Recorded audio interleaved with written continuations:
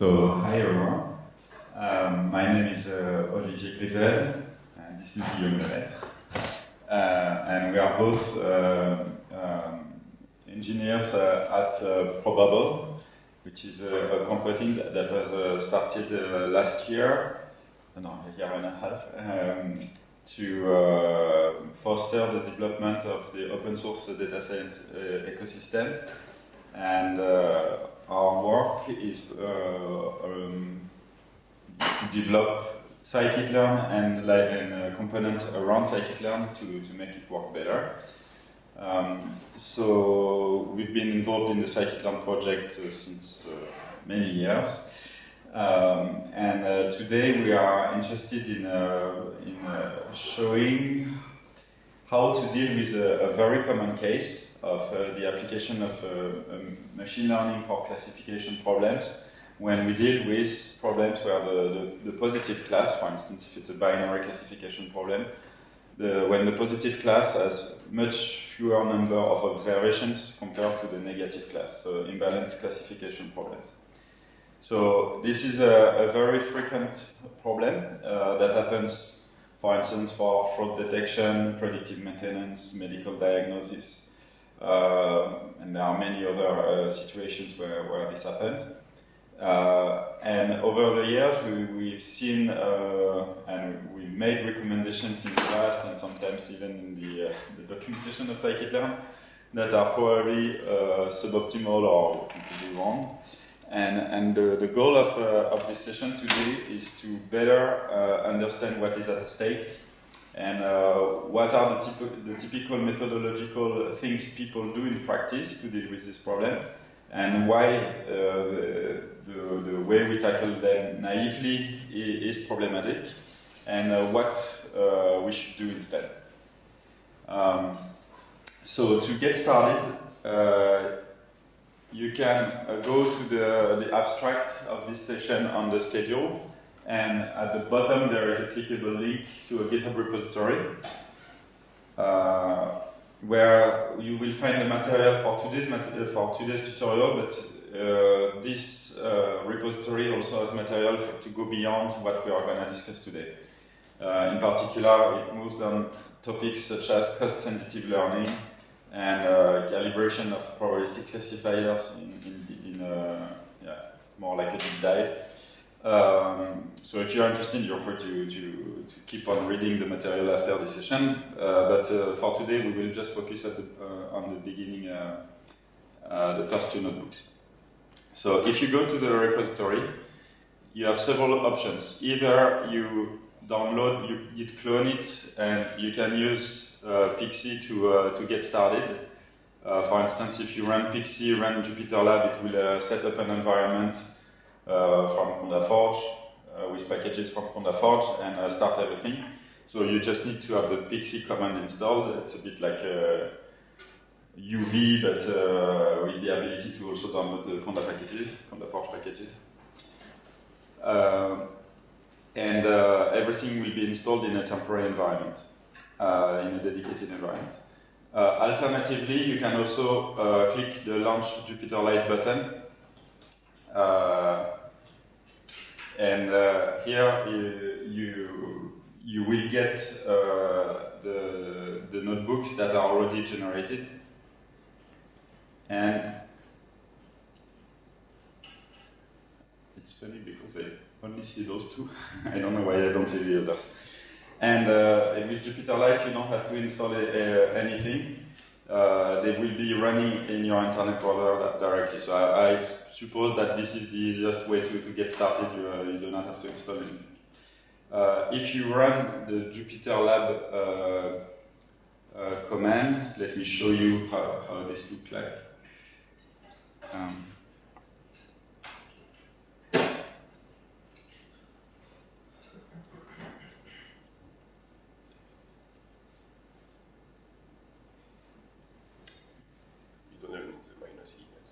Yeah, okay.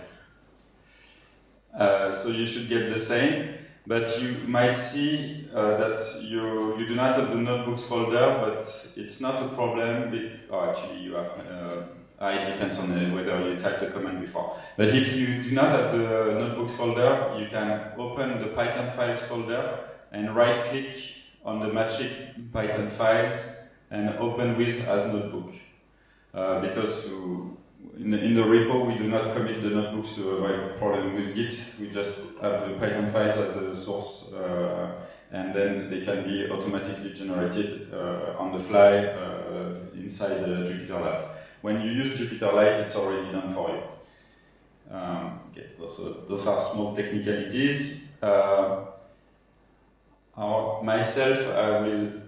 We will use VS Code with the notebook directly. It's also an option, but you need to have the environment set up beforehand. Okay, so I think that's it for the setup. If you have questions or problems, feel free to raise your hand, and we can come to you to help you debug anything, because there are two of us. So Guillaume, we start with the first one. Yeah, so yeah, we have two notebooks today because we have two prems. So as Olivier mentioned, when we speak about imbalanced specifications, basically we present two prems. I mean, that's two ways that it can happen. So one of them is how it is presented usually in the literature, I mean broadly, and it is we have some training and testing sets which are the same, let's say, ratio between the positive and negative classes, and then it's just that we try to alleviate whatever we see as a params with these settings. So this is the first thing that we'll see in this first notebook, and in the second notebook is more like a practical thing that can happen, and is related to the data acquisition process. So it's more like in real life. For instance, you go to a hospital and you want to make a study on a specific disease. So you will get people with a rare disease. So what you do is collect data about those people, and then you will collect as much data that's having, let's say, a balanced set that you create in this manner, because you cannot collect all the entire population that doesn't have the disease. So you collect something which is balanced, but you know that this is not like this in reality. So you can train basically your program on that balanced set, but then you would like to be able to then predict like if it was on the general populations. So you need to make kind of correct that bias that you introduce during the training. And this is usually not discussed itself inside the literatures, but these are real params, and then we'll discuss how you can basically switch when you have these very practical issues. So first, let's discuss on how the param is shown in the literature and what we should consider when we speak about evaluations, metrics, and as well about probabilities and decisions and how they are related. Okay? So let's start. And here we will generate some synthetic data to be able to basically to understand our params, and as well select some specific type of predictive modeling that really adapt to our params. So I will just generate the data here, but I will explain what data we are creating here. So here we generate some data which are, there's a linear link between the targets and our feature x, or between x and y. Okay? And the way that we do that is we create some true coefficient that are the true coefficient of the data generative process. And then we just make a linear relationship between those true coefficients and the x that we generated, which is this z. And then we will use an xfit basically to create things between 0 and 1. Okay? And in addition, because we want to have, so if we have this xfit, basically we have something that is centered around 0.5, and we move the intercept such that we have, it's much likely in terms of probability to have most of the data close to 0 instead of 1. Okay, so that's the play of the intercept there, and it's how basically we are just creating our y. So if we look at maybe for people who are not familiar with the name xfit, it's a synonym for logistic sigmoid. So basically, this x-split of z plus intercept is exactly the prediction function of the logistic regression model. Okay.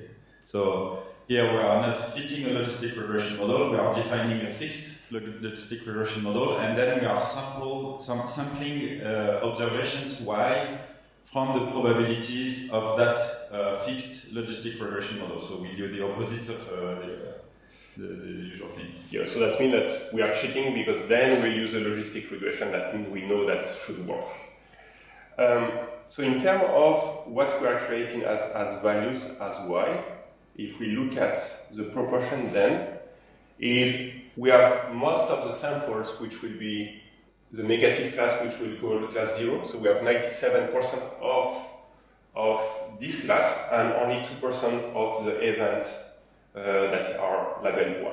Okay, so that's our data set. So here, that's what we call like the class imbalance in that case. So in reality, you can have much, I mean, it's not that imbalanced. You can have cases that this is even like worse. So I think that we spoke rare diseases is one case for 10,000. The definition, the official definition for a rare disease is 4 cases for 10,000 people. So when you deal with the medical setting, it's even worse. It's less than 0.1% or this magnitude. And maybe for fraud problems, it depends on the domain, but you might have a few percent or maybe less than 0.1%. And maybe for predictive maintenance, compared to the hours of operation of machines, maybe the failure will happen once in a year or something, or even several years. So that can be very rare compared to the number of regular observations that you make. So the first thing that we said that you should pay attention is, okay, this is interesting to know that you have, like you spotted the problems, but one of the first things that you should do as well is to actually check the absolute counts of values. So why do I say that? So here we have many samples. We generated 1 million samples. So 2% is still 25,000 data points for the positive class. But you could be in a very rare case, and then you might have very few positive samples in terms of counts. So if you have only few hundreds, then you don't have you don't have only the problems of class imbalances, you have the problem of learning from very small sample size. And then that's a very different type of, I mean, it's just that this is difficult to do machine learning with those. So somehow it's like, if you have very few sample size, so here we say that you can have dramatic consequences such that you can witness large variance, or no signal, basically new data, or catastrophic overfitting if you try to do things because you have not enough samples.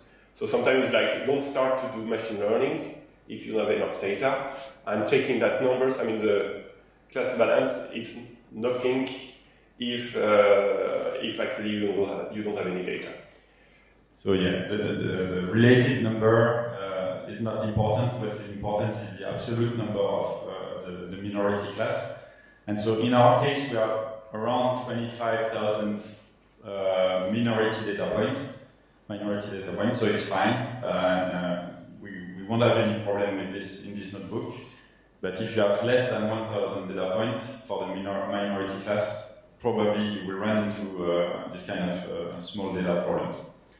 Irrespective of the number of data points that you have for the majority class, this is not relevant. Like, it doesn't really matter. What is important is the number of points for the minority class. You will have to spend more money collecting data. Okay, so now we'll start to do the predictive modelings and start to see like a couple of metrics and expectation with this model. So here we use a logistic regression. So we know that from basically the data that we got at the beginning, the model is a good model basically to try to recover basically, let's say to approximate the data generative process. So it's a bit of cheating, but here it will allow us to understand like many things. So by default, scikit-learn put a penalty. So here we want Evan to like remove the penalty to just say that's normal models, and we try to optimize it with like to minimize basically really the data and don't put any like penalization on the weights. And in particular, we do so because we have checked previously that we have 20,000 data points for the minority class, so we know that we have enough training data and the model should not overfit because we have a ton of training data and just 5 variables, just 5 features, so there is no way this model will overfit. Okay, so here we just like fitted the models, it took like a second, and now what we will look at is look at the coefficients of these learned models and compare and the intercept and compare it with the coefficient basically of the true generative process and see if we recover the weights. Okay, and okay, not surprises in that case. So we can compare like all of them, and then we recover perfectly or like close to perfectly basically the coefficient of the true generative process, and that's nice. I mean that's like what we would expect. So as a first exercise, just to wake up here, is it always the case that you can recover like perfectly the coefficient, or there is like some assumption, like mathematical assumption that can that you need to agree with, or like that you set up need to agree with, such that basically you can recover those coefficients. So as a small exercise here, we just propose to retake the data generative process, put it inside the functions, and just change the number of samples that we generate, and instead of a million samples, just generate 10,000 samples, so a much smaller data sets. So we just divide by 100, so you will have fewer points, and then we say, can you just plot then the coefficients of logistic regression models trained on this data set, and do you observe like any differences? Okay, so that's the aim like of this exercise, and don't scroll down too much because the solution is afterwards. So we can give like 5 minutes, and if you have other questions, we can also answer during that time.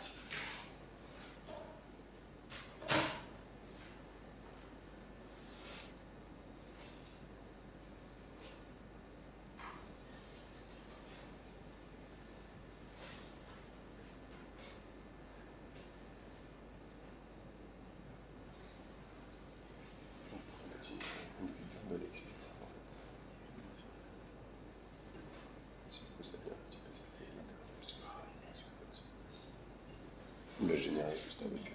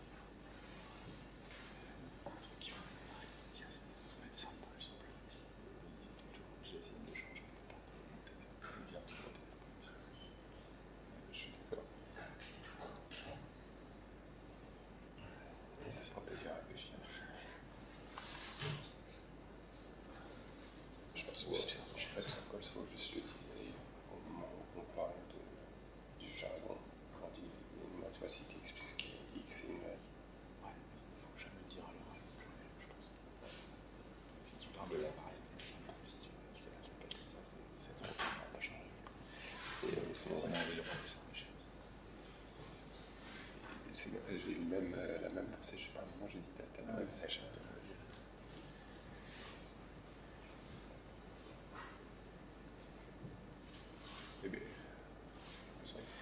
Okay, so let's check the solutions.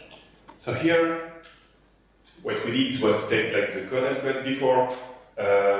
We just put as the parameters the n samples and the seed here just to control it, and the features as well. But basically, we will not like modify it. And then here, this is exactly the code that we had previously. And the only thing now that will be able is to just reduce the number of data points here. So we generate afterwards one specific data set for the programs, so only 10,000 data points, and we create a model that will fit on those, and then we make the same comparison. And if we look at what we obtain here, we see that we don't recover perfectly the coefficients. So one question here is like, does anyone has an idea why? Like, what would be the assumption there? Like, small number of absolute samples. Yeah, so it's like the number of data points is like the assumption is you can recover the model only if you have an infinite number of samples. So when you have a large number of samples, you get closer to infinity. So that's why that in the previous cases we could still like see that we didn't perfectly, for instance here, like recover, but we have many samples that we get closer to that. While in that case, if you reduce, basically you will see like much more variations because you just like go away from that assumption that you have an infinite number of data points to learn from. In particular, if you change the random seed, you will see variation around the orange will move around the blue. And this is the variability that is caused by the fact that we have a limited number of data points, and yeah, it's catastrophic actually. Yeah, so it goes sideways. Okay, interesting. That's real. Because we generated from the same seed. The data generating process. We should change this actually in the notebook. So yeah, it's catastrophic here. That's interesting. So we could. That's a better exercise. Okay, so basically here, just like to go a bit further, so there is a couple of assumptions that can go on what do I need to recover like actually, it's a bug in the solution actually.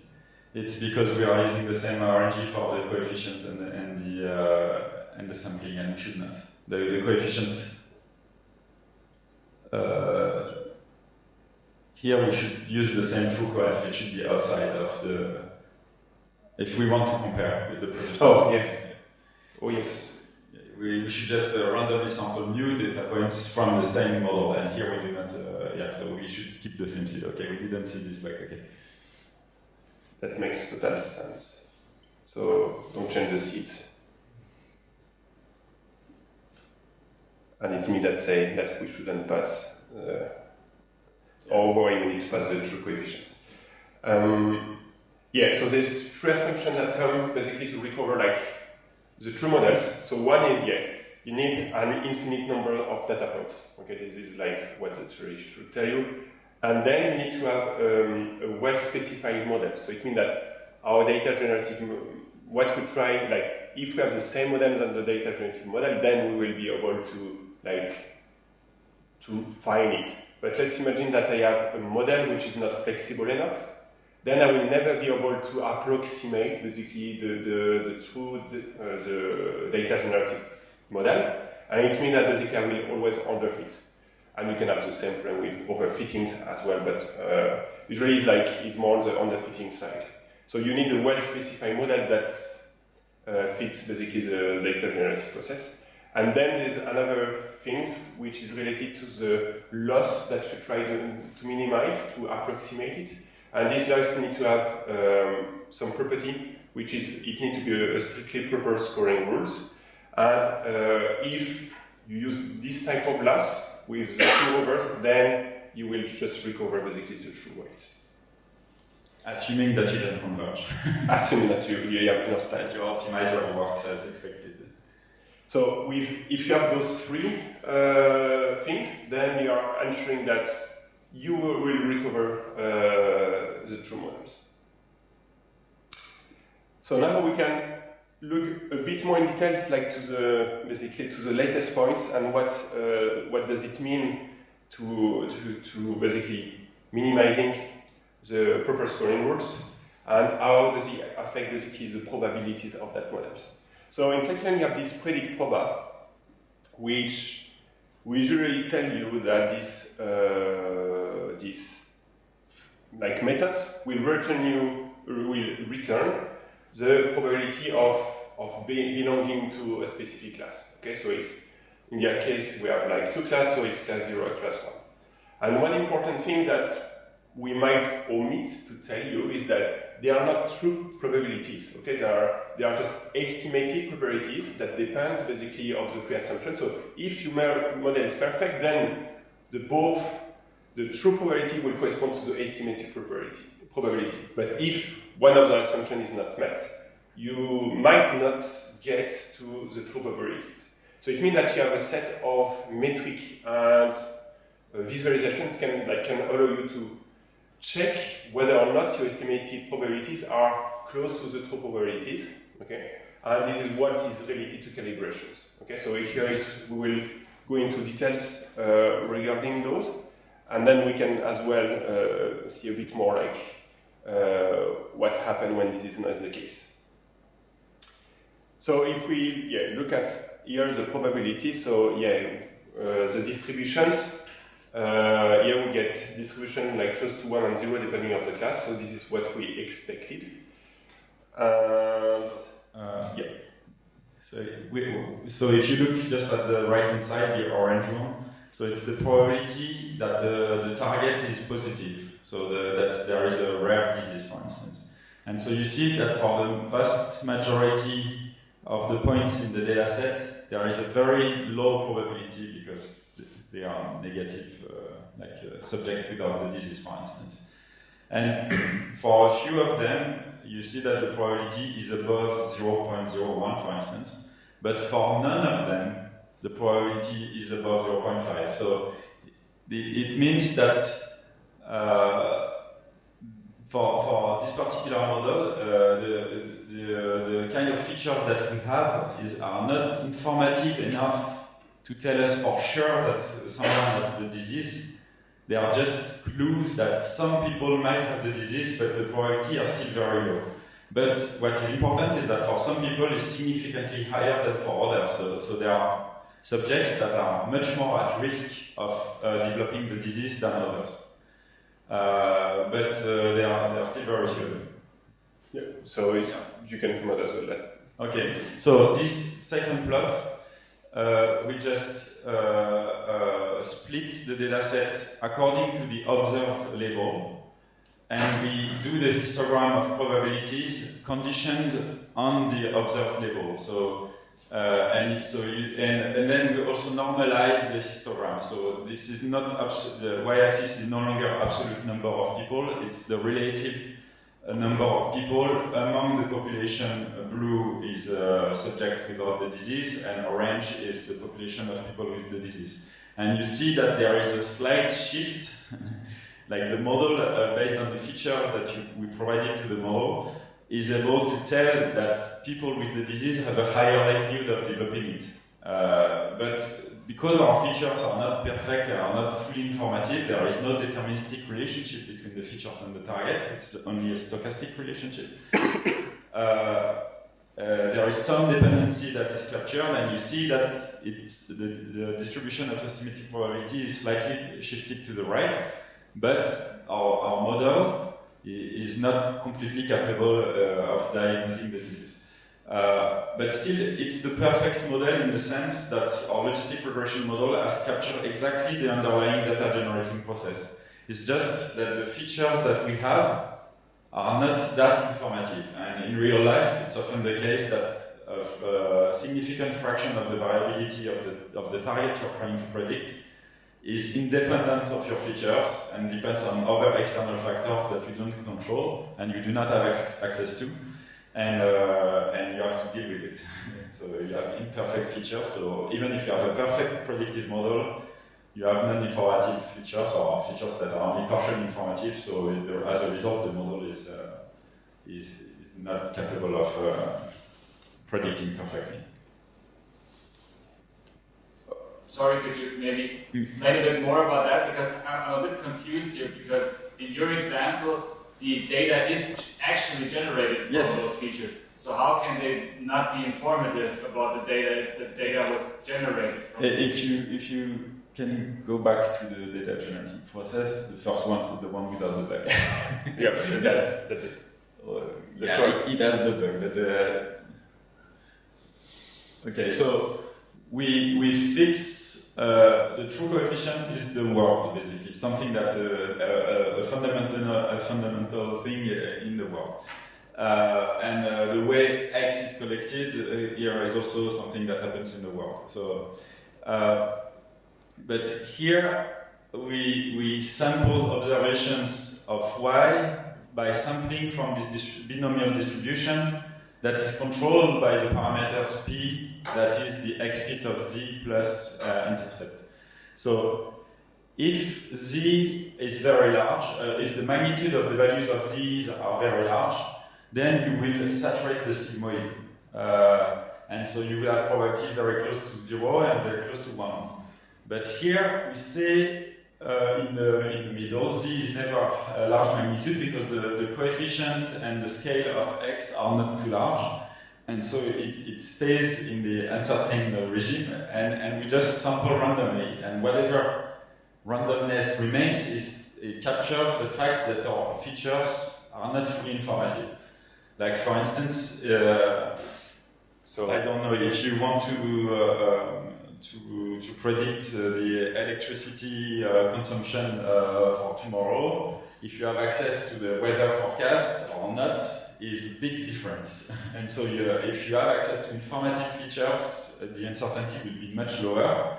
Whereas if you are only blind yourself to some features, then the rest is captured by this non-deterministic relationship between X and Y.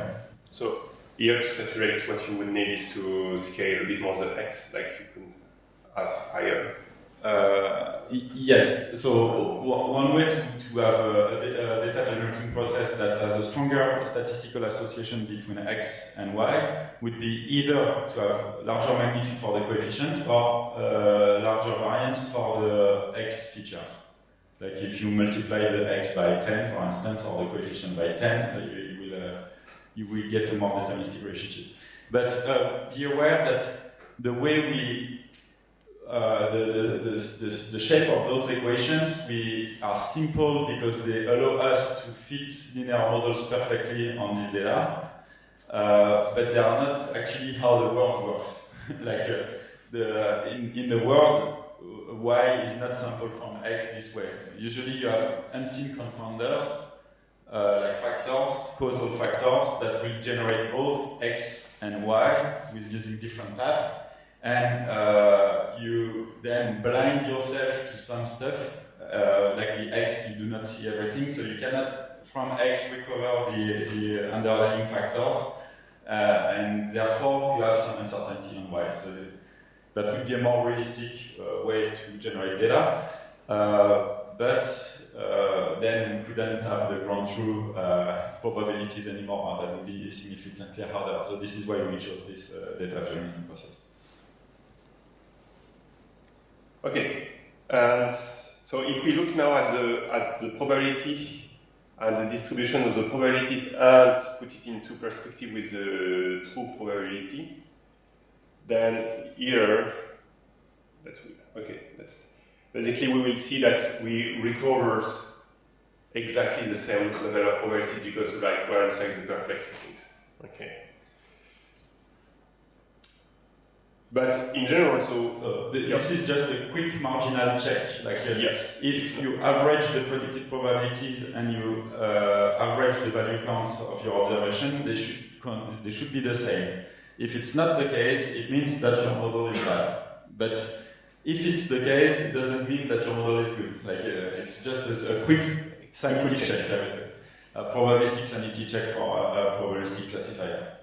A more complex sanity check is checking calibration, but even calibration is not enough also. But yeah, because that's a bit like going in towards the right directions. So usually, yeah, to check better is like we check basically the calibration curve, and so is what it looks like. So on the x-axis you will get basically the mean predicted probability, and on the y-axis that will be the fractions of the observed one. So what you expect is to be on the diagonal. So like this, it means that you respect that proportions for all the different thresholds there. So here, because we have an imbalance case and we have very low probability, and that we use like quantile basically to bin the data to make discounts.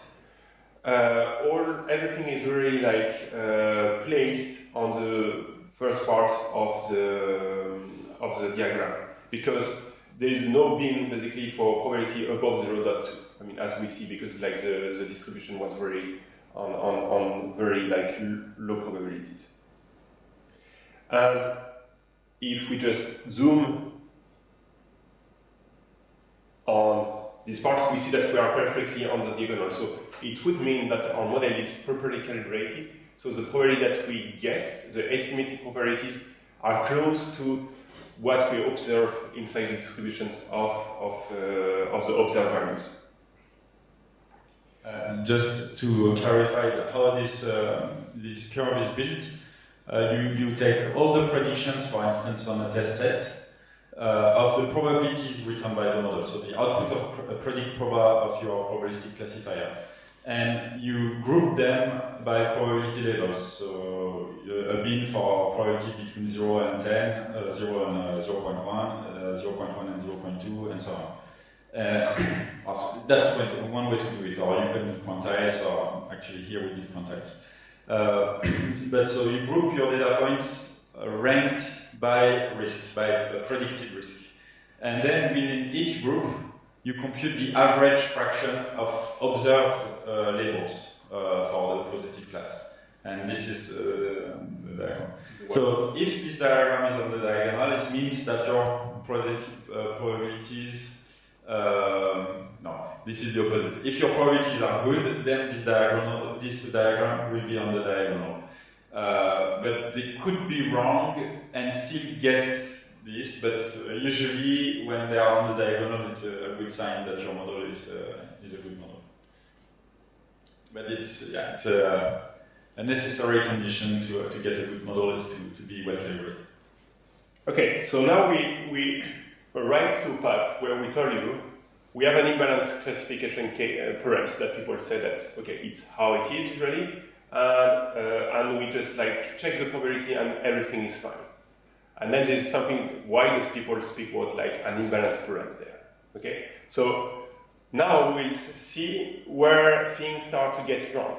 And things start to get wrong when, usually when you do classification, you are not only using the probabilities, but you transform them into like predicted outcomes, so to labels. And then you start to compute a set of metrics, and you are not only interested in about like the calibrations. And this is where basically things go wrong, and how people just like interpret those results, and what does it mean? So first is how usually in the literature people like transform predicted probabilities into predicted outcomes. So how you go from this probability to labels, and is as well something that we have hard-coded as well in scikit-learn. So usually how it happens is you take the output of predict proba and you will just cut off or threshold at a specific threshold, which is when I'm above 50% of chance, I will just say that this is a positive class that will win, otherwise this is like the negative label, so 0. Okay, so it means that you are just taking the probability of the positive class, make Boolean operations with a threshold here, and then here we can see that this is corresponding exactly to the predict. So in scikit-learn is how we do, and it's actually how it's like documenting everywhere. Okay, so it's like to take a decision you cut at the middle. But the important part here is this threshold here is completely, I mean, there is no real, let's say, why do we choose that? Because yeah, that makes sense in a balance settings, but it doesn't make sense most probably when it's imbalanced. But people not necessarily think that you should change that, at least inside the literature. So it's where that starts to be wrong. So here we will see what the impact of having fixed that threshold on the underlying metrics. So usually people do that, so they get like outcomes, and they start to compute metrics. And metrics are usually related to confusion matrix. So here you get the confusion matrix with the true positive, true negative, false positive, false negatives. Just to have as the titles. Yeah. And from there, you compute metrics that combine basically those different entries, and that's what people are using as a truth to know if your model is able to take the right decision or not. Okay. And one thing that we can observe here is we speak about the confusion matrix because many classification metrics are derived from that. The accuracy metric, the precision, the recall, the Matthews correlation coefficient. There are tons of metrics. If you go to the Wikipedia page of the confusion matrix, you will see, I don't know, maybe 25 different ways to quantify whether a classifier is good by combining the 4 values that you see on this matrix. Yes, and the first thing that you can observe inside this matrix is here is that I have my models, when I use this result, will never predict that I have the true conditions, whatever true is condition. No, it will predict 3 times, but it makes 3 errors. Like we never have any true positive. So now you can imagine that if I have a metric base that will use a true positive, then that's going to probably go sideways because I have zero in my matrix here. So here, one thing that we have in scikit-learn, which is a classification report, is just computing a couple of metrics based on those. So the metrics are precision, recall, and F1 score. And what you can observe here is the precision and recall for the class 1 are 0 because we have the 0 inside the matrix, because we are inside a very ill post, it's a degenerated output. So, and it's where things start to get wrong, because people start to use a threshold in combination of some metrics, see some low numbers, and they say, oh, things doesn't work. Okay, why we saw that we have a very well calibrated models. So why does people try to do when they observe this? Okay, so many years ago is where I work on imbalanced learn, and the literature will tell you one way to solve the problem is to use what we call resampling. And what does the resampling does in some way? So it's like you try to get from an imbalanced data set to a balanced data set, learn something from it. And what you are pushing there is to increase the likelihood to be a positive class. So it means that somehow you change the probabilities. So you can imagine that you are going to break something in the size of the calibrations. But this will have an impact on the decisions. Okay. So here we do the same logistic regression, but we put a random on the sampler that will try to rebalance, so not exactly 1 for 1, but almost the negative and positive labels. Just if you run on Jupyterlite, it's important to keep installing imbalanced learn because it's not installed by default on Jupyterlite. Yes. And now, if we look at the confusion matrix, because we just modify the probabilities, so the estimated probabilities, when we cut at 0.5, because the probability has been shifted in some way, and this is what we'll see just afterwards, it changes as well the predicted outcome. And now we see that we have some true positive at the cost of having much more false positive, but somehow we start to have numbers here which usually make people happy, because if you compute the classification report, then you get... It should be undersampling model, not model. Yes. Sorry, I did the renaming and I forgot this name. Okay. He broke my mind. And now, I mean, happy or not happy, but at least you get a recall which is higher and a precision which is non-zero, because you have numbers inside the matrix. So if you look at the literature, then this is where people start to do something, and they will tell you, so let's invent some new metrics that better do things. But nobody really went into, maybe the problem is not the metrics or not the setting, is maybe just moving this threshold. Okay, and we should like have an understanding of which metric we select, and when we compute here some metrics, it should be related to the threshold. Otherwise, we should look at probabilities, and just looking at the probabilities should be enough as well.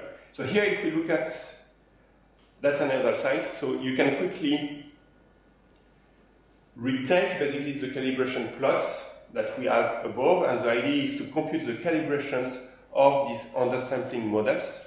So this plot here, let me show. So we are interested about this plot here. So the idea is to rebuild this plot for the undersampling models and see what happened to the probabilities and how does it look like on the calibration plot, and try to as well like what does it mean in reality? Okay, interpret it.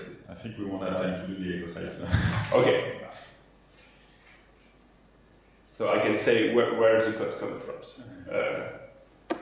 Yeah, you are right. So I can pass. So explain. Yeah. So here I will have the calibration plots, and then I will come back to the coefficient. So here we can see that the calibrations. So we have a completely uncalibrated model. So it means that the predicted probabilities, the estimated probabilities, are not aligned with the observed fractions, basically. So it means that here, whenever my model is predicting like a probability of 0.7, while the fraction observed on the data set is actually 20%. Okay, so it means that our model is overconfident, saying, yeah, you have the disease or whatever, like the event at 80%, which actually you shouldn't say that because you are not that certain. So this is usually one, like, that's the effect of the undersampling, because yes, we boost basically the likelihood of the event to happen. So this is like making a lot of sense. And if we look at the coefficient of the model that we get, is as well interesting to see basically what does it change like with the logistic regression model. So here we get all the feature, let's say the coefficient perfectly aligned, but the only one that changed is the intercept. So you remember that the intercept was as -4 to shift the sigmoid. So here the effect of everything has been to just move the intercept such that we make like the model like, so it makes that it moves the decision functions to much more probable things. Okay, so this is like, that's the interesting part here, because we have a linear models and that the model fit perfectly the data, etc. So the consequences of the undersampling just have been to shift basically the intercept of that model. And it's telling you as well how we could like try to recover a model, which will be just by shifting the intercept. And this we will explore in the next notebook. Yes. So I try to accelerate a bit.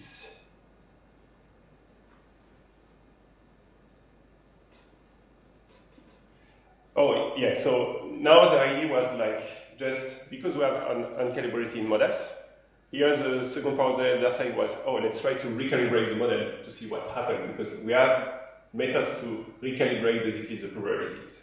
So if you do that, I didn't execute that first. So if you do that, then you plot the calibration curve, then you say, oh, so I got back to good probabilities, but by doing this, the only thing that you did was to shift by basically the intercept, and if you go back to the confusion matrix, you see that you are back to having almost 0 here and like few numbers here, because like everything is on the left of the matrix. which means that you are back to ill conditions, results where you have a recall of 0. So basically, you just recalibrating the models doesn't impact directly the cutoff whatsoever. It's just that you go back to the original model that we have. It does impact, but it reintroduces the original problem. Yes. So it means you're undoing what you did with the rebalancing. So, and just to explain, calibrated classifier CV is a meta-estimator that it's running its own internal cross-validation loop internally to try to find a transformation of your target, predicted target probabilities to recalibrate them without changing the order, or not too much. So in general, it's useful if you are interested in a well-calibrated probabilistic classifier. But sometimes it's not useful because your default model might be already well-calibrated if you check with the calibration curve. So here we try to fix the problem that we introduce ourselves by using a random undersampler, but then we reintroduce the problem that we thought we would fix by using random sampler. So we have two competing needs that conflict basically. So it means that we get the applied transform from the calibrator classifier CV. So you're saying it's basically applying some transform to the data so it fits this curve again. Is there a way to... So there are several options. There are tons of options for this class. I don't want to go too much into details, but you can either train an ensemble or a single calibrator. If you train a single calibrator, then you can inspect it, and one of them is a simple sigmoid transform, so with two parameters. And another one is more complex, it's non-parametric. But it shouldn't be easy to get. If you want to plot the curve, it's possible. We don't have an API, but you can inspect the that's private stuff, but you can if resampling breaks calibration, is there still a situation where where it's useful? Yes. The only valid reason to do undersampling would be for computational constraints, because, for instance, your data would not fit the full data with all the examples of the negative class would not fit in memory or would take ages to compute, or you cannot even store it in the database. Or even if you cannot acquire it in the first place, because you cannot, for instance, for a rare disease, you cannot acquire medical data for the full population of everybody that does not have the disease. So it's too costly, and there are maybe ethical reasons not to do it. And so in this case, by default, you will have undersampled data from the start, and so at the data acquisition process. And then you have to deal with it, and then you need to recalibrate after that. And this is precisely what we will address in the next example. So you can combine those two. But doing undersampling after data acquisition, you might still want to do it to speed up the training process. But then you need to fix calibration afterwards. And we'll see how to fix calibration. But how to fix the precision and recall metrics correctly? This is the end of this topic. So this is where we get there. So I think at that point you understood that this threshold at 0.5 was actually the key component here when we speak about evaluating with metric that take into account predicted outcomes, so the labels. So it means that somehow the best way to evaluate a model would be to try a large range of cutoff thresholds, compute those metrics which give a curve, and then we can take a decision looking at those curves, because we'll have the trade-off for the different thresholds, which means that we can, as a practitioner, we can say, I have those constraints in practice and I need this level of precision, and then I want to maximize the recall, for instance, and pick up the threshold for my programs. Okay? So here is what we are going to do. So we just fit the original model with a simple logistic regressions. Here we use a bit of private thing, but somehow it's just to recompute the precision and recall curves.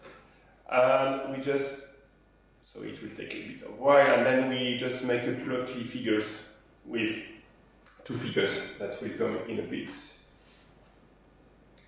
On the left, what you get is the threshold on the x-axis, and then the 2 metrics, so precision and recall. So what we see is that the recall is decreasing and the precision increasing, so that's what we expect as a trade-off in respect of the threshold, okay? So this is an interesting curve, but otherwise here what we will use here to take our decision will be more the precision and recall, so it's precision versus recall, and the threshold is basically at each point we have a different threshold, okay? So here, that's a nice point with plotly because we can have all the information there. So for instance, if I'm in the case of, for instance, making predictive maintenance, I don't want to review like material which will be like false positive. So somehow I want a certain level of precision that is like I don't want to go under because I don't want to spend my time reviewing like things that are going to work. So it is defining me like a minimum level of precision, and for that level of precision, what I would like is to maximize the recall.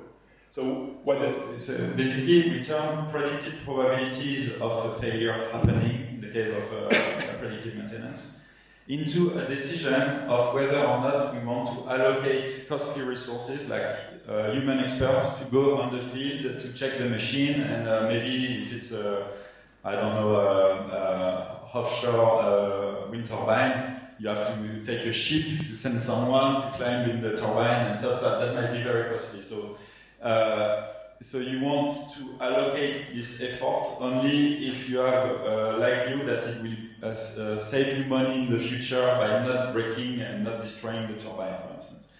But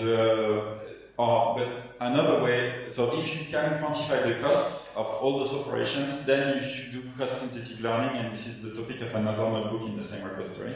But sometimes you cannot really quantify the cost, but you can just say, I don't want to allocate experts on problems such that less than 10% of the problem they will inspect will be a real fault. Because otherwise they might get bored and they might just stop doing their work properly. Because if the 99% of the cases are negatives, at some point they will miss the positive because they are completely flooded with useless work. So you can set a budget of precision and then try to maximize the recall. So that's one way to find this decision threshold that turns probabilistic predictions into operational actions. So for instance, here if we say I would like to have at least like a 20 or like 10% level precision, it comes back to imagine like an horizontal line at 10%, which will cross. So it means that all the value above will be possible value that I want, but what I want as well is to find like the best recall for that value. So then we will end up choosing a point that is most on the right. So here, if my threshold will be like 10% precision, so it means that is in between those two here, and we say that we can select that's a threshold which has 0.07. So I will have a 10% precision, and then on that plot is a 20% level of recall. Okay. So here I just selected by hand, and the other side, but I will go quickly. The idea was to use this fixed threshold classifier where we can input that cutoff that then will be used to translate probabilities into predict the outcome. And then what we expect here is that once that we compute the precision and recall, we get back to what we make on the analysis of the curve. Okay. So how does it work? We just wrap our models inside, and then we pass the threshold, which is the threshold that we decided basically on the plot. And I forgot to execute the previous cells. Then, if we look at the calibrations, the model is well calibrated because we didn't touch it. The tuning of the threshold comes after fitting the models, so this is not a surprise. And if we look at the confusion matrix, we see that we have non-zero here, because yeah, that's what we were seeking for. And if we look at the classification report, we'll see that we have a level of precision at 10%, which is what we just impose ourselves, and see that this is the same data set. Yeah, that's what we expect here. And here we have as well a level of 20%. of recall. 2%. No, 20%. 20%, yeah. So that's nice, but here we decided on a curve and manually, okay? And is where you could use this tune threshold classifier that will do this search for you kind of automatically. You just have to define a function that say how to do this search. This function here is what it does. It computes the precision and recall. And what we say is that if the precision is under a specific level that I want to define, so my 10%, then I just send everybody to -infinity to say that this is a bad cases, and we try to maximize this, so -infinity goes the opposite way.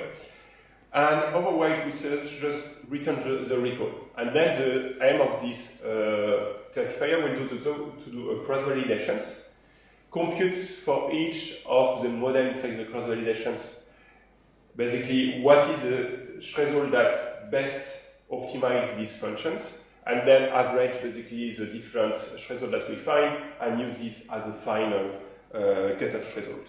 So here, it takes a bit of time. Yes, tac.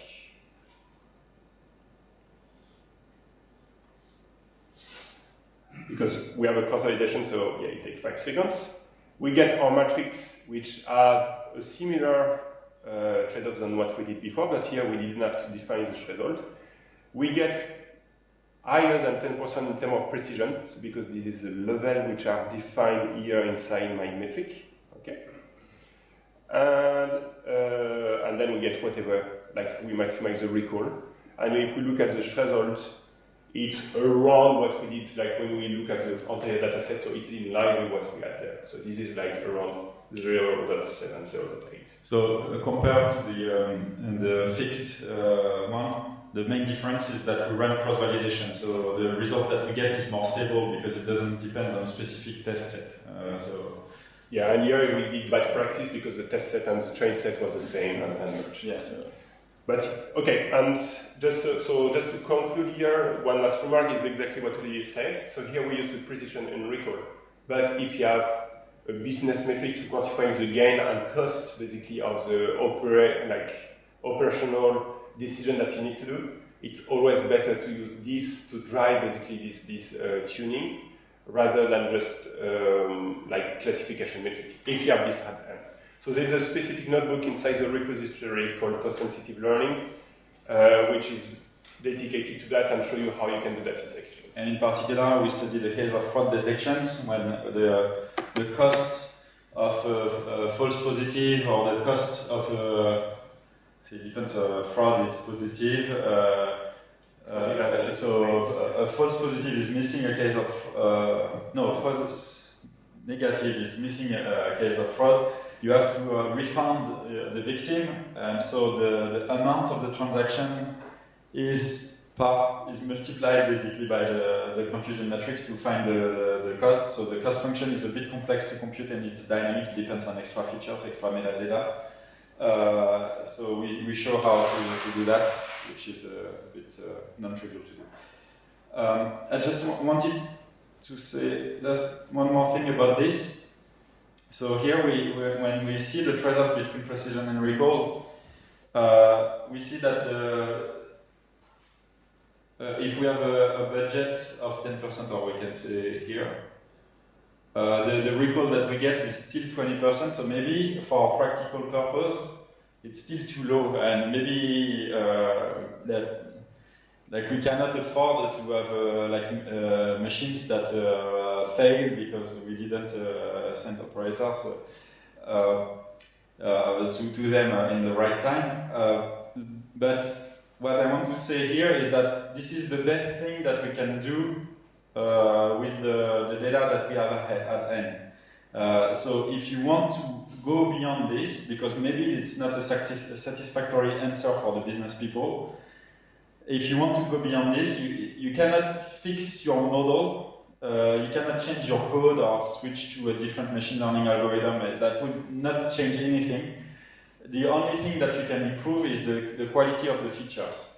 because it's fundamentally the trade-off is limited by the informativeness of your features, the predictive, the fact that they are not predictive enough. So it means that you need new kind of sensors on your machines to measure vibrations in a different manner or stuff. But it's a fundamental limitation of the kind of data inputs, the number of columns and the quality of the columns, rather than the quality of the modeling that is limited. Okay. So the next notebook, so it's called prevalence correction. So I will restart clear all outputs.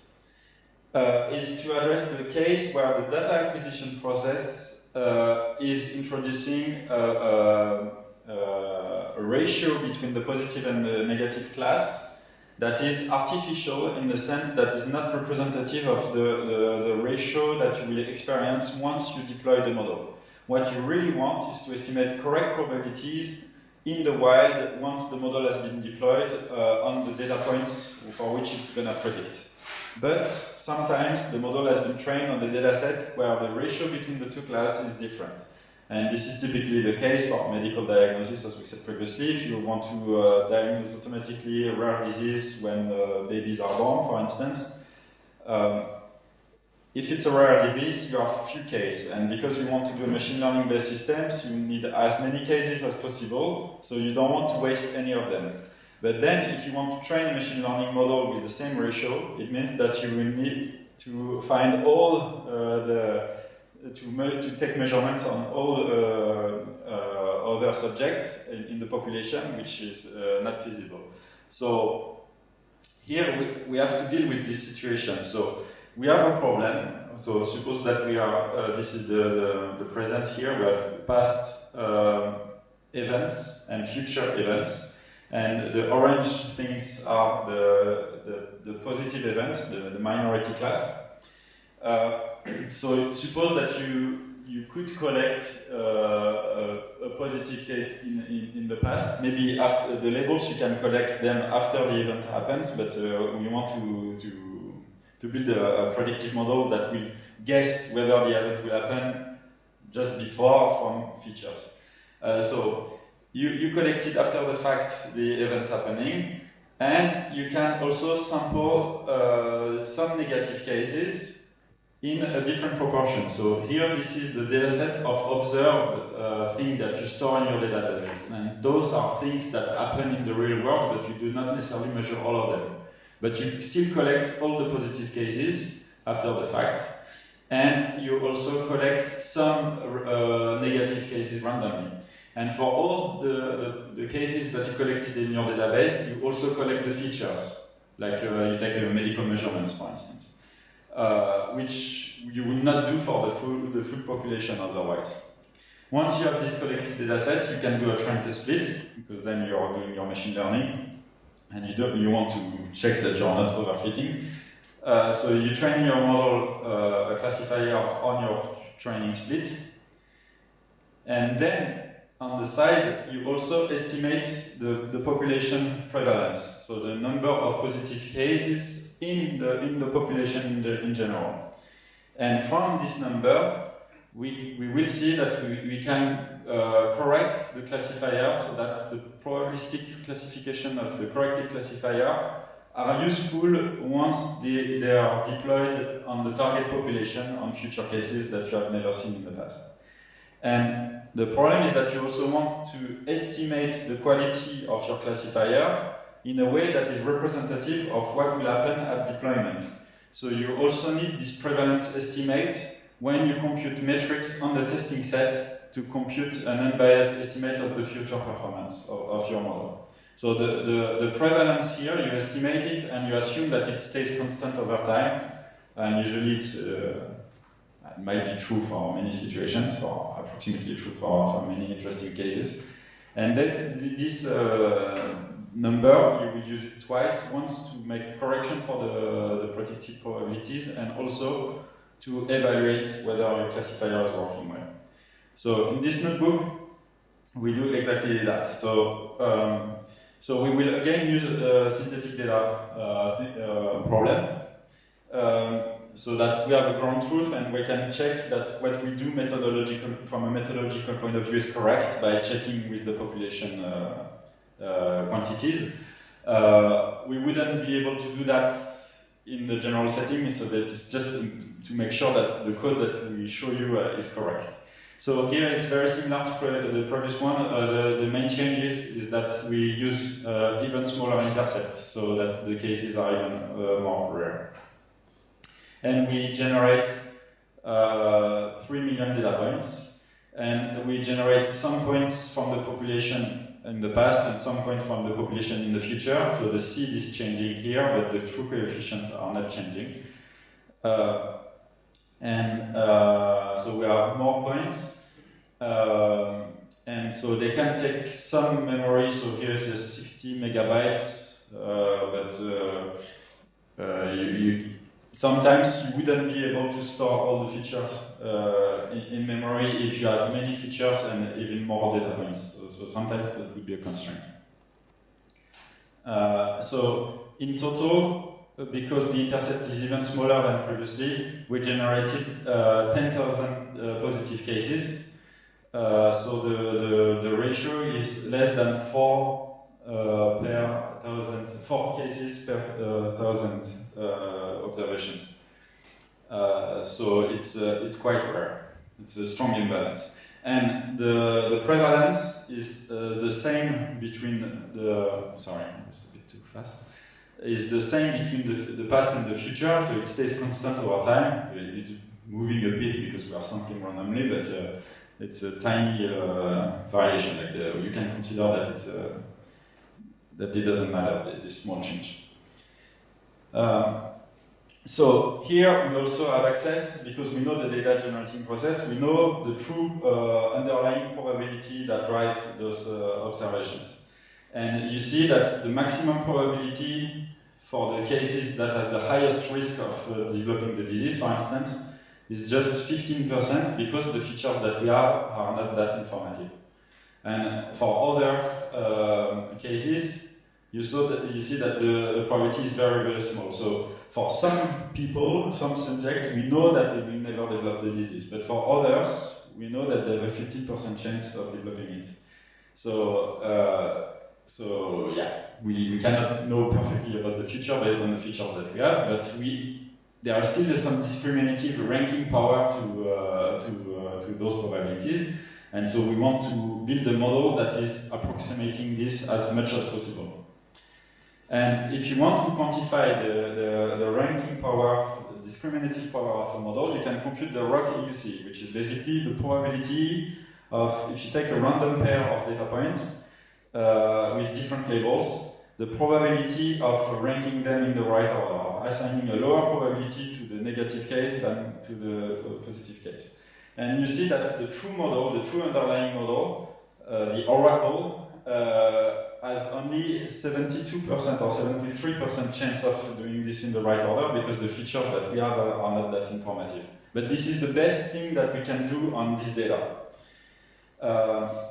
And as we said previously, we can also evaluate a model based on the log loss, which is a strictly proportional rule, so the lower the better.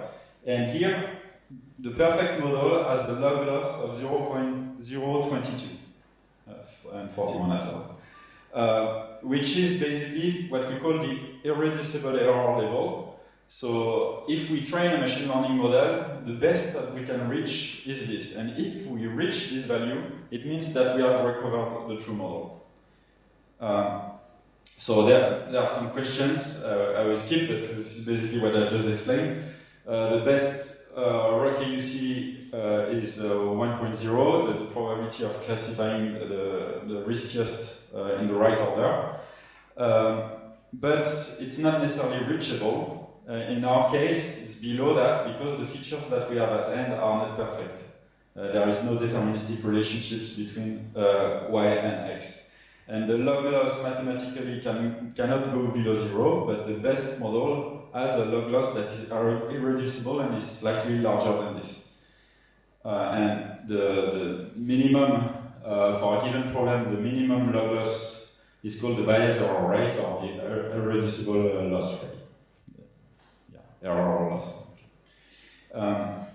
So as we did previously, we will check that if we cheat, if we fit a logistic regression model on the future data, which we cannot do in real life, but it's just as a sanity check.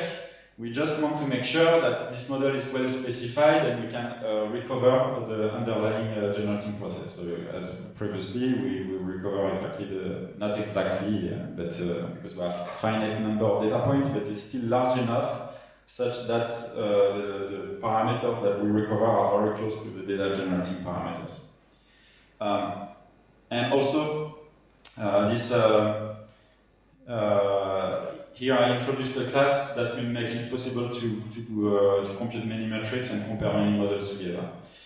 So here we simulate in this code the shift in prevalence that happens when we acquire the data. So what time? It's 50 minutes. Okay. So we introduce, so we take all the positive cases, the rare cases, and we subsample the negative cases, and then we will collect the features for those data points and include them in your observed data set. So what we call observed data set is what we will use for training and evaluating the model. So we will do a train test split only on the observed cases. And you see that in this observed data set, because of the fact that we subsample 3 times as many negative cases as we have observed positive cases, then the ratio between positive and negative is 0.25. So this is the prevalence of the observed cases. Okay. So it's completely synthetic because it depends on how we choose to acquire the negative, the control group, basically. So depending on the budget and maybe ethical constraints, we might have a bigger control group or not.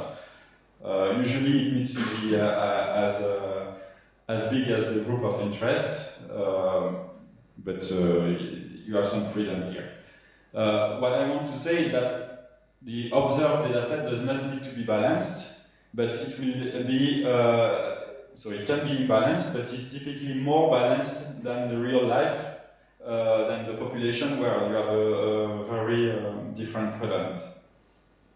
So we do the train test split for machine learning. So here we do a single train test split, but we could have run a cross-validation to evaluate the model. That would have been better. It's just for the sake of keeping the notebook simple, we do a single train test split.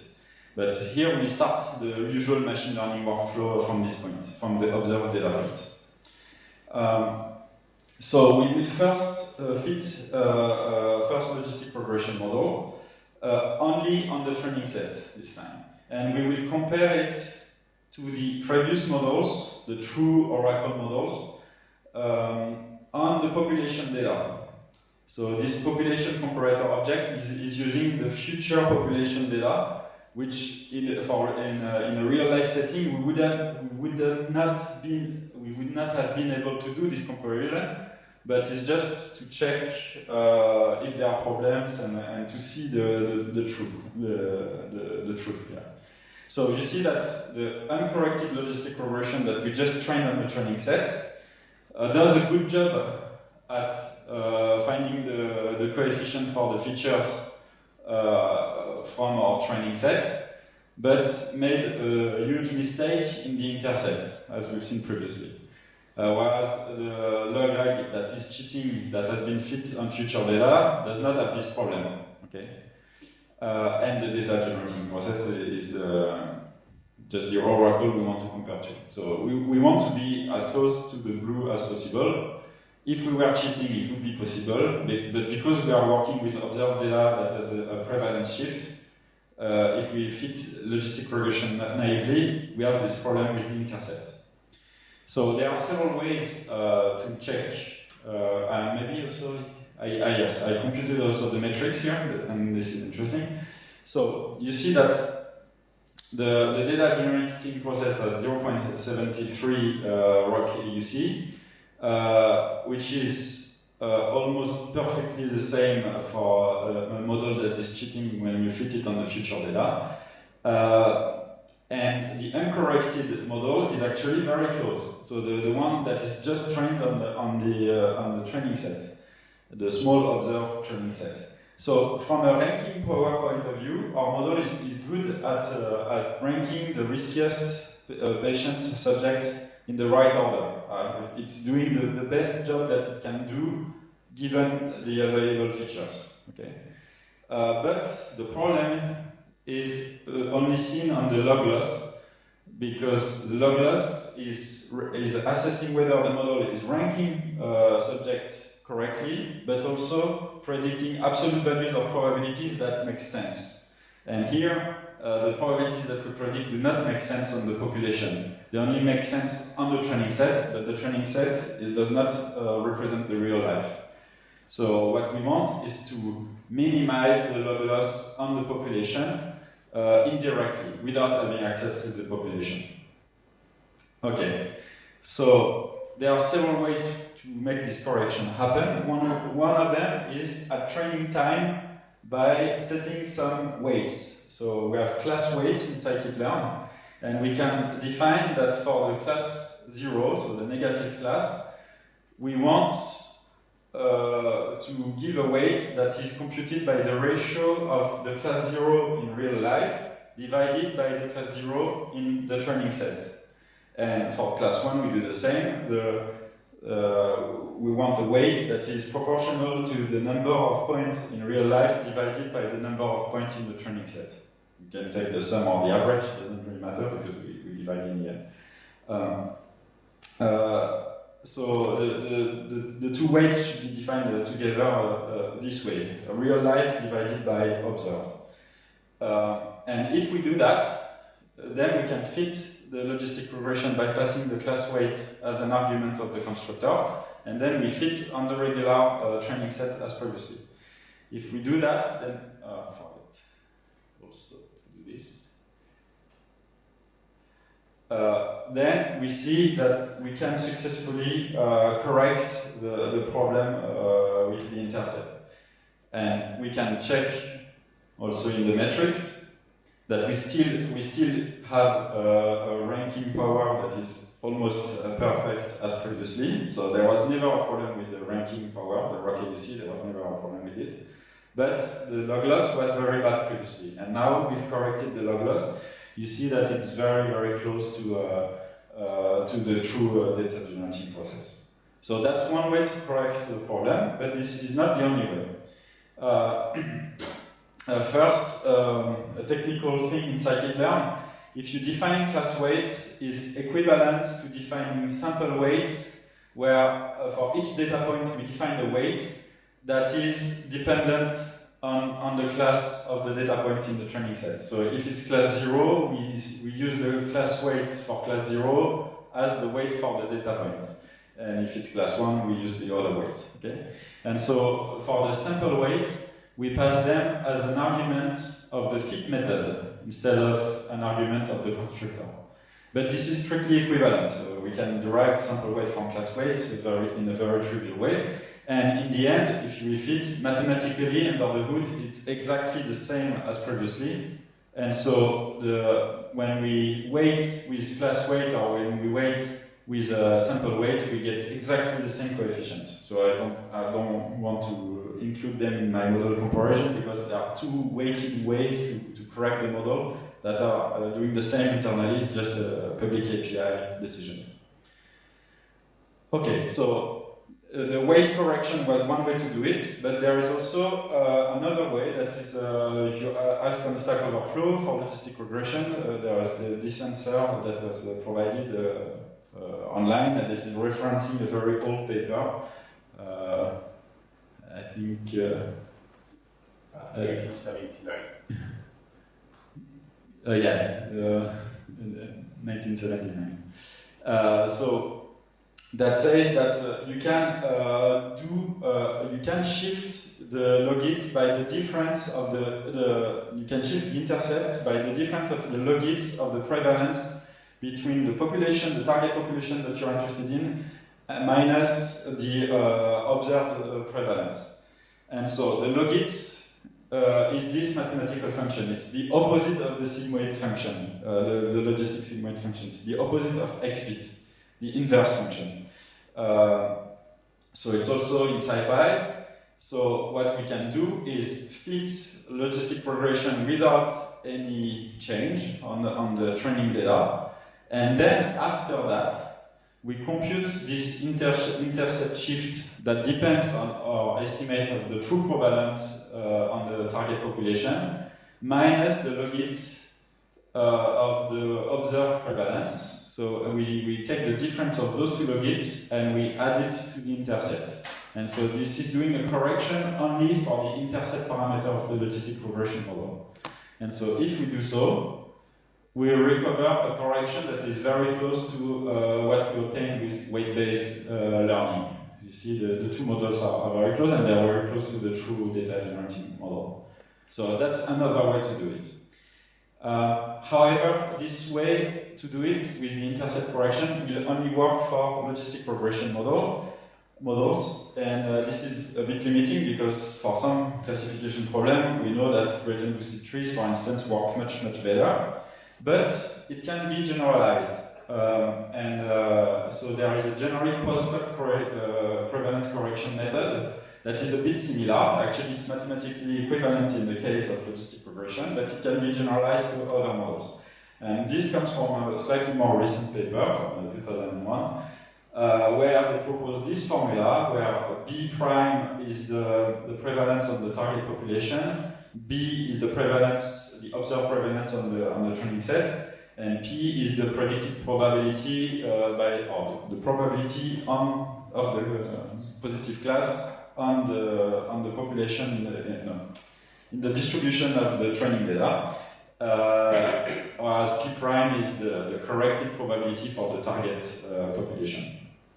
Okay, so we can implement this formula just directly in NumPy, and then we can wrap it as a meta-estimator for scikit-learn. So here this meta-estimator will take the estimator we want to correct and the prevalence of the target population that we want to use.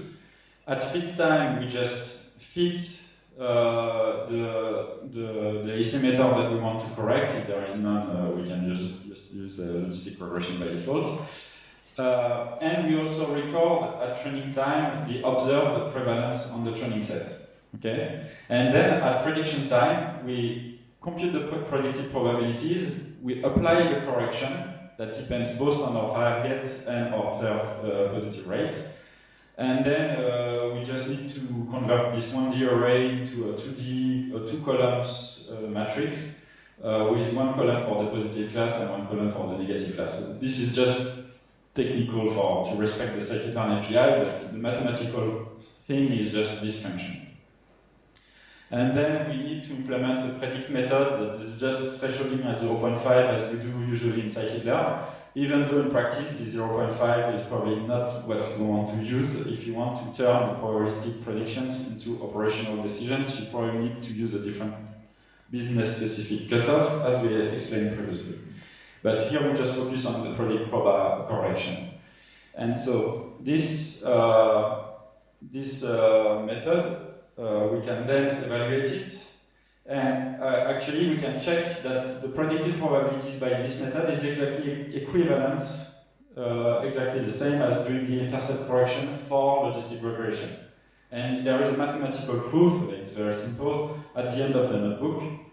The two equations are similar, are equivalent for the logistic regression model. So if we do this correction, we see that the post-hoc corrected model is exactly the same, has exactly the same score as the intercept corrected logistic regression model, and we can prove it. And so, as a result, we get exactly the same performance metrics, and both of them are good. And the weight corrected version was also good. I think we need to stop here. But the rest of the notebook we also mentioned what happens with nonlinear data generating process. And in this case, maybe I can just run everything and just show you the final table.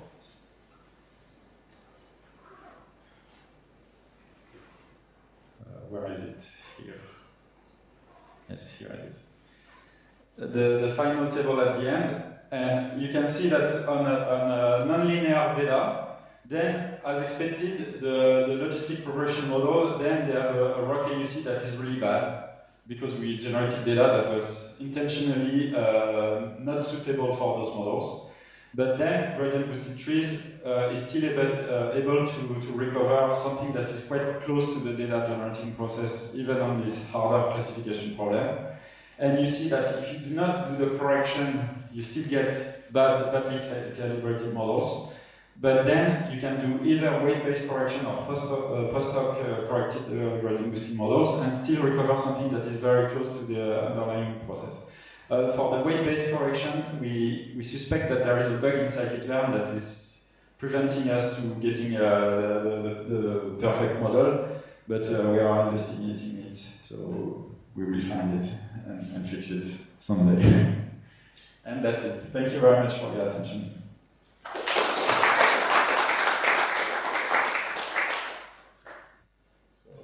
Can we use Elkan's formula? We assume we are sampling randomly, but if we are sampling experiments based on the feature or something we don't know, does Elkan works? And if not, how we are supposed to do it? So I repeat the question for the recording. So would the Elkan formula work if we sample the data set not independently of the features? So here we subsample the data set conditionally on y. So for y1 and y0, we do independently of x for the two cases conditioned on y. So there is a dependency on x because x might be linked on y, but once you condition on y, then this dependency goes away. And the Elkan formula, theorem 2 of the paper, is only valid for that setting. So I do not have a quick answer on how to do it in general.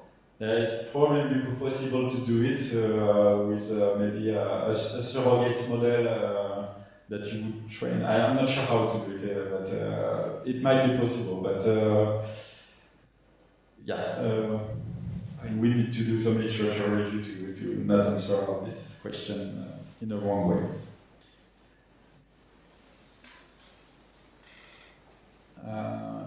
Other questions? Otherwise, we can stop here and have a coffee. And if you think of other questions later, feel free to talk to us. Thank you very much.